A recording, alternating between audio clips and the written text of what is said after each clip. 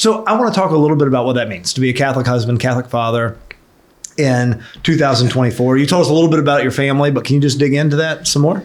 Yeah. I think the best description that I could give right away would be failing for perfection, right? I think it's so important for our children to see that choosing your faith is not an easy journey. Right. Choosing to be married and choosing to raise children is probably one of the more challenging journeys that one can take. You are opening yourself up to be the most vulnerable constantly that you've ever been, and your family sees the ugliest side of you that nobody else sees, and those are very humbling places to be in. But I think it's important that when we are raising our children, that they see it. Obviously, they need to be sheltered from, the arguments and more intense interactions that you might come across in a marriage. But when children see that you're choosing that road, and you can actually explain to them, like, look, daddy's not perfect. Daddy shouldn't have spoken to mommy that way.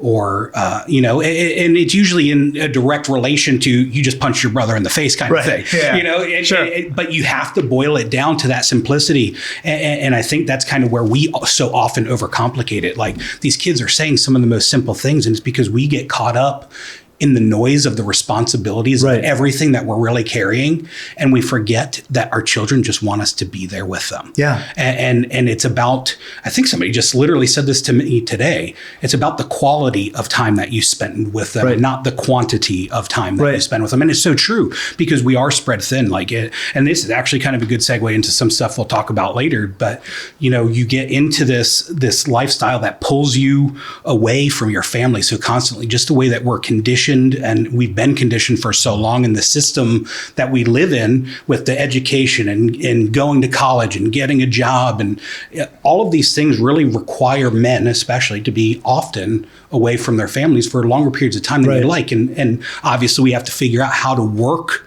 within society and within our faith life and be a part of that. But, that's kind of part of the challenge now. And that journey at this point is like, okay, this is where we're at, and how do we continue to navigate that and grow? Well, and I'm glad you made the point too of saying men in particular, right? Because, and I don't remember this study, and people will say that I'm sexist or misogynistic or whatever.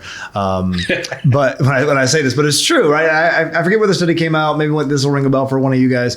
But essentially, I read something probably 2 years ago. And what it basically boiled down to is, if your father is the spiritual leader of your household, right? If he's the one who's going to mass, if mom is sick, but dad's going to mass anyway, if dad is making his faith life a priority, it trickles down, right? More so than if just mom, right? And more so than even both. There was some weird stat, like if your mom and dad are on board, great. But if your mom's not on board, you're still way more likely. Yeah. I mean, it's really interesting to me sort of digging into that. And I think that our role as men, as fathers, and as husbands has been just denigrated repeatedly by this culture that we live in.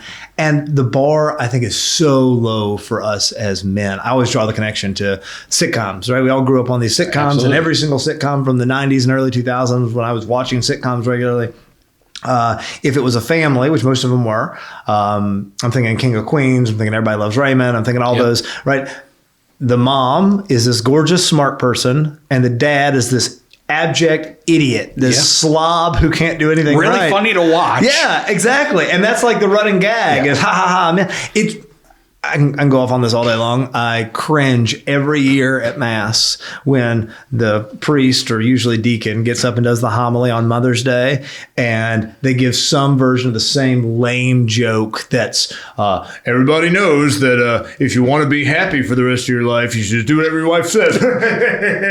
It's so lame. It's so gross.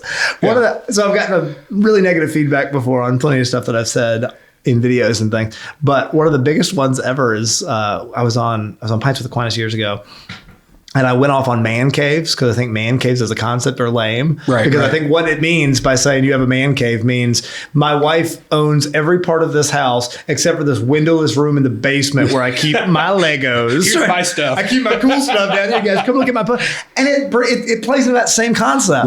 Right. Like I just feel like our masculinity is so under attack, and I know that's almost trite and cliche to say now, but it's so obvious and it's so easy for us to do that. It's so easy to just go along to get along and go with the cultural malaise of nothingness. I don't know. I mean, you hit the nail on the head. It's easy, right? That's exactly the thing. We are choosing a much more difficult lifestyle. Right. And I mean, heck, I'd be lying if I told you there aren't times where you sit there, you're wrestling in the midst of like a dark period where you're like, dude, why am I still doing this? Right. You know, but at the end of the day, like deep down in your heart, totally. you know exactly why you're doing it, because you want to get to heaven. You want your spouse to get to heaven, your kids to get to heaven. And I'm so glad you said that, though, because I feel like a lot of times you talk in the message seems to be like, you should get married because everything's going to be great. And I think we need to say over and over and over again, no, it's actually going to be terrible a lot. Yeah. And that's okay.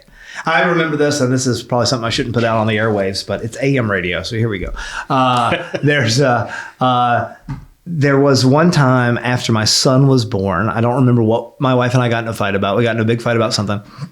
And I got in the car and I started to drive. I wanted to cool down. I went and I bought a pack of cigarettes. I had quit smoking, but I was like, I'm in a bad mood. And I drove for about an hour, kind of chain smoking, like Camel filters, right? And at the end of it, I kind of had this, all right, what are you doing? It's time to butch up a little bit and turn around and go back home. And I don't know. I mean, I hope I would have, but I think if it weren't for my faith, if it weren't for my baby at home, if it weren't for my understanding of what me being sacramentally bound to my wife meant, I don't know if I would have turned around or if I would have kept driving. Now I don't even remember what the fight was about. All right, guys, thank you so much for watching. If you like this video, if you're enjoying the content, be sure to like, subscribe, and go back and watch the full-length video. We talk a lot more about this. We get into some other stuff. I think you'll love it. Thanks.